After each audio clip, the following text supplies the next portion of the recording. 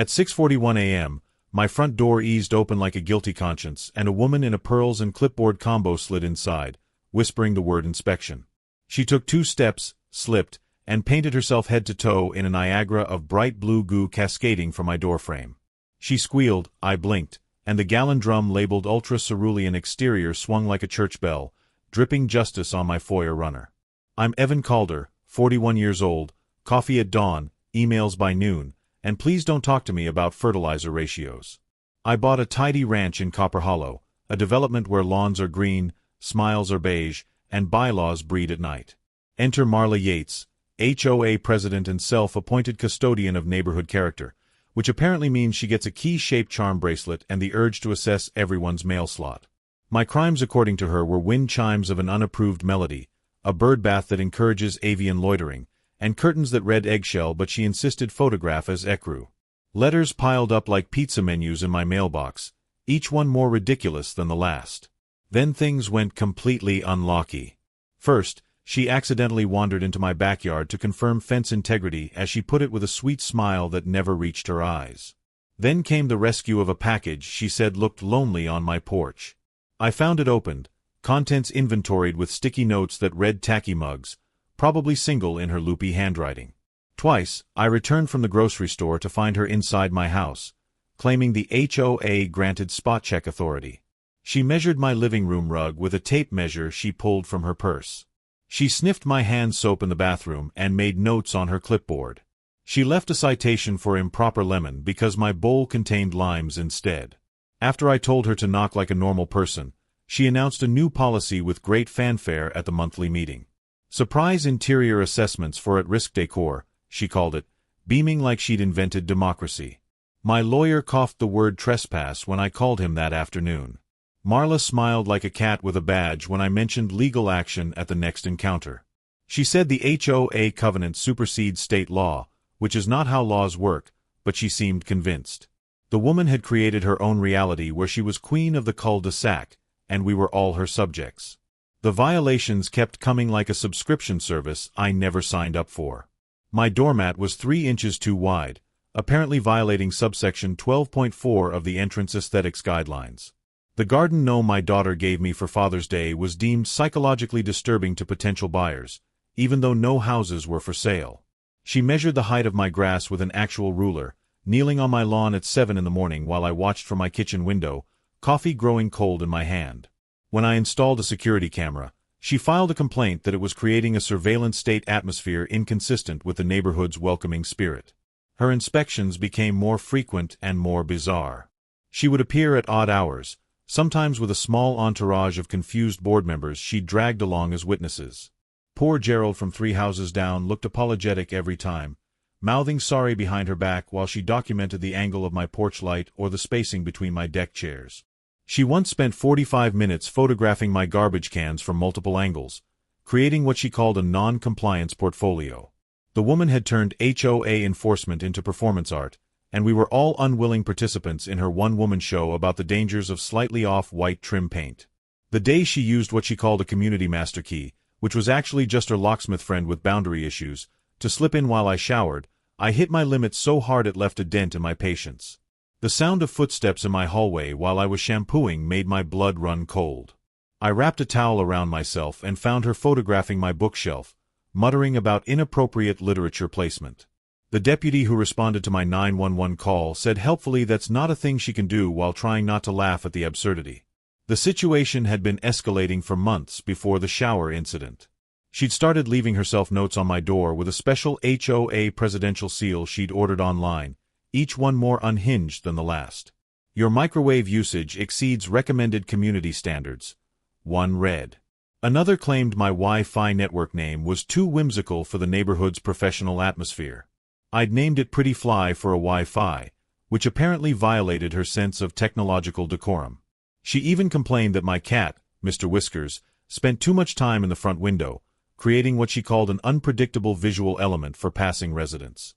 Marla filed a counter-complaint that I'd brandished a bath towel menacingly, which the deputy read aloud with a perfectly straight face before tossing it in the trash. Fine, I thought. If she insists on breaking in, she can meet a low-tech, high-dignity deterrent. I mounted a hinged paint can behind the doorframe, rigged to tip if the door opened past an inch without proper key usage. Blue, because it photographs well against any surface. Also because Marla has a white Lexus and the soul of a nautical flag that demands everything match perfectly. 2 mornings later, I heard it from my kitchen where I was enjoying my coffee. Click, creak, splash, and now we have a smef on a mission screaming in my foyer. My security cam caught her slipping on the paint, flailing her arms like a windmill in a hurricane, and cursing the color wheel with words I didn't know she knew. She bolted from my house, leaving a comet trail of cerulean across my entryway, down the front steps, and along the sidewalk like Hansel and Gretel's lawsuit waiting to happen. I called the deputy again, who arrived with backup this time, both officers trying to maintain professional composure. He looked at the footage on my phone, then followed the paint walkway to Marla's Lexus, which now matched my doorpost like a Pantone swatch. The blue handprints on her steering wheel were particularly artistic. Meanwhile, neighbors gathered in slippers and robes, sipping travel mugs and pretending not to film while absolutely filming everything. Mrs. Chen from 2 doors down actually brought popcorn in a mixing bowl. The scene was better than any reality show. Marla stood in her driveway, blue paint dripping from her usually perfect blonde bob, leaving cerulean tears on her white blazer with the HOA president embroidered in gold thread. She kept sputtering about assault with a liquid substance, which isn't a real charge, while trying to wipe paint from her pearl necklace with tissues that just spread it around more. Her husband, who'd emerged from their house in his bathrobe, took one look at her and went back inside, presumably to pretend this wasn't happening. The paint had gotten into her shoes somehow, and with every step she took, she left perfect blue footprints on her pristine driveway like a trail of shame. One of the officers was documenting everything with his body cam, occasionally zooming in on particularly damning evidence like the paint-covered lockpicks that had fallen from her purse. Yes, she had actual lockpicks, which she tried to explain were for HOA emergency purposes only. The second officer was taking statements from neighbors who suddenly had lots to say about Marla's previous invasions. Tom from across the street mentioned finding her in his garage evaluating storage efficiency. The Johnsons revealed she'd entered through their dog door to leave a citation about their potpourri being too fragrant. Everyone had a Marla story, and they were all ready to share them now that she stood there looking like she'd lost a fight with a smef. At the emergency HOA meeting held that evening in the clubhouse that perpetually smells like celery and authority, the deputy played my footage on the big screen usually reserved for budget presentations. Blue footprints led from my door to Marla's designer heels under the table, which she tried to hide by crossing her ankles. She attempted to gavel the TV into silence. The TV declined to comply. The locksmith buddy, looking like he wanted to melt into the floor, admitted he'd made her a universal courtesy key after she claimed the HOA had legal entry rights comparable to fire departments, which is not a sentence reality recognizes in any state.